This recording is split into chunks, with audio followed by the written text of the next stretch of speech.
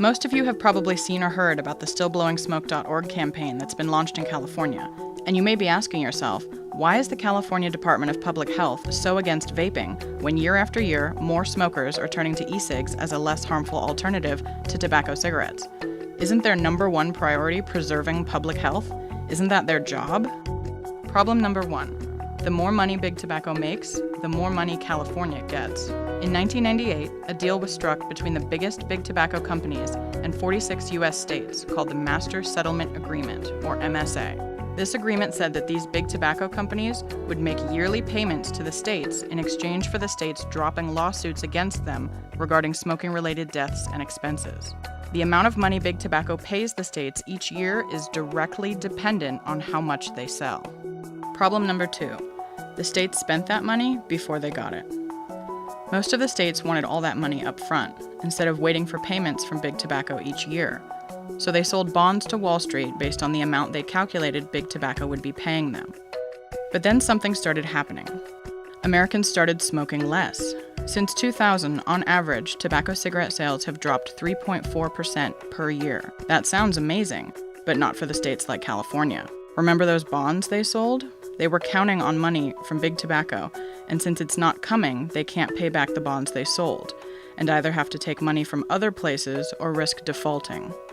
New Jersey, Ohio, and Virginia have already announced they have to take money from their reserves due to insufficient funds from the tobacco money. And with the growing popularity of e-cigarettes, the smoking rate is declining even faster.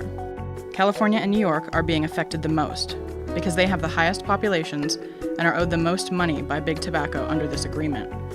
In 2013, cigarette shipments saw their biggest decline since 2009, and many financial analysts say the cause of that severe decline is e-cigarettes. In 2012, Americans bought over 14 billion packs of tobacco cigarettes and 200,000 packs of e-cigarettes. The following year, sales of tobacco cigarettes decreased by 1 billion, and sales of e-cigarettes doubled. Wells Fargo estimates tobacco cigarette sales will decline by 68% over the next 10 years, and e-cigarette sales will increase more than 13 times. So naturally, California is panicking.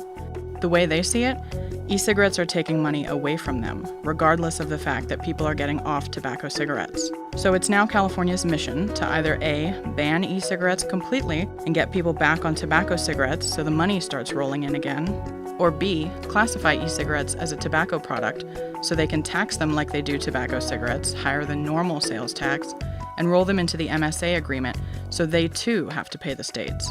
One of their key arguments is that if e-cigarettes fall under the MSA and also have to make payments to the states, that money gives these states a powerful tool to stop e-cigarette makers from targeting youth.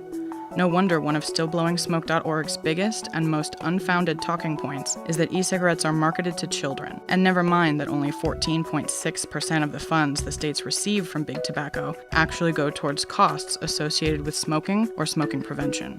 So the truth? The state of California needs tobacco sales to stay high, otherwise they default on their bonds. E-cigarettes are getting in the way of that. It looks like the health of the public isn't the top priority for the Department of Public Health. Their top priority? Their wallet.